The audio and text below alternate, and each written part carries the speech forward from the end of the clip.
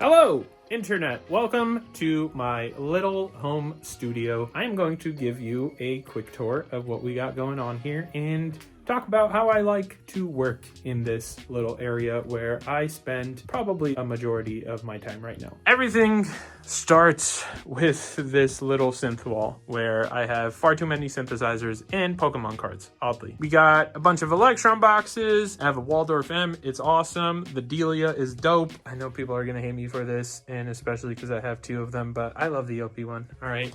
I might not agree with Teenage Engineering's pricing model, okay? And I'm sure a lot of you are mad about that. You sure enough let me know in the comments every day, but it's a lot of fun. I enjoy this synth a lot. Yes, it's very limited, but I use it all the time, and you can do a lot of cool stuff with it, even through the limitations. Moog, Matriarch back here. We got some little percussion instruments, little chain washboard type situation. Got some MIDI keyboards down there. That is a Pittsburgh modular thing that I bought and just got overwhelmed with and didn't use, and so it sits there until, you know, the good thing about synths is they don't break if you don't use them. So you can just let it sit and then pick it up one day and decide to learn it. All right. Next, we're going to move on to the little synth and guitar pedal cart that I got going on. Digitact and Digitone 2. These things, amazing. This thing is really hard to get, but you should sign up for the waiting list if you want to. It's called the Micro Monster 2.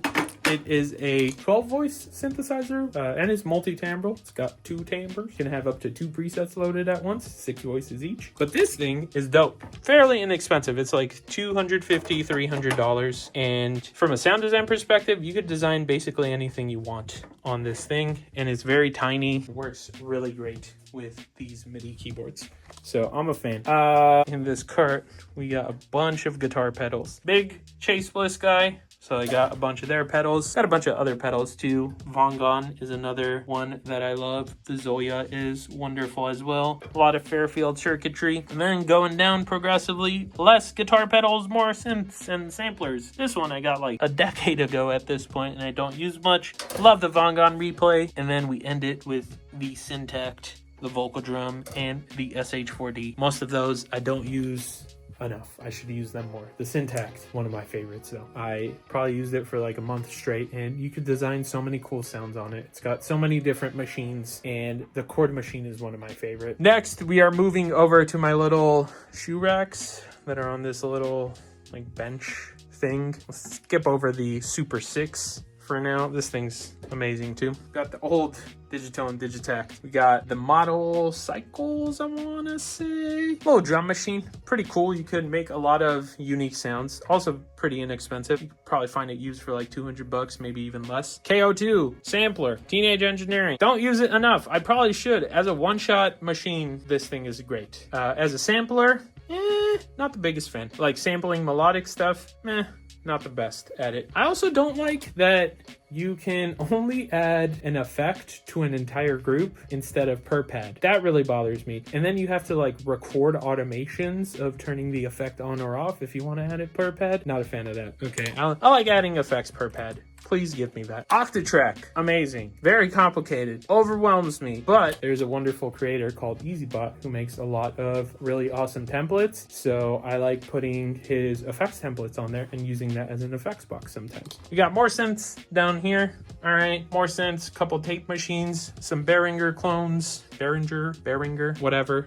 Little MPC tucked back there. And that takes us through most of the synthesizers in this room. And what we have is my little desk setup, which is where I spend most of my time. Most important thing in here, other than this computer, is this little area here where I record live streams and record most of my videos, honestly. And the way I like to work is using one synth at a time because I have ADHD and it's hard for me to focus on more than one thing at a time. So initially I kind of had this room set up to bring multiple synths on this giant desk. And when I started doing that, I noticed I was getting really overwhelmed and I wasn't getting in that creative mindset because there was too much stuff going on. I had too many options. So nowadays I like to just have one synth on here, maybe a sampler like the MPC and like the Super 6 sampled into it, but that's usually what I stick with. One thing at a time is perfect for me. So this little setup here, I usually plug in my instruments into the TX6 mixer. That goes into my audio interface. Why do I do it that way? Is it inefficient? Probably,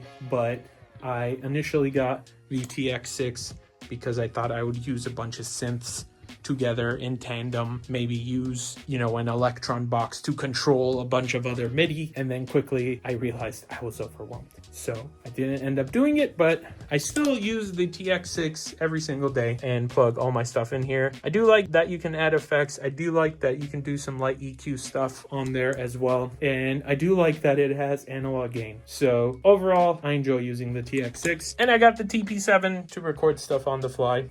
Yes, these are expensive. Yes, you don't need them. Okay, I just enjoy this stuff and I got it. And that's basically my little studio setup. Thank you for watching. I hope that was enjoyable somewhat and gave you more insight into how I like to work, how this room is set up. Make sure to like, subscribe, join the Patreon, and I'll catch you in the next one. Goodbye.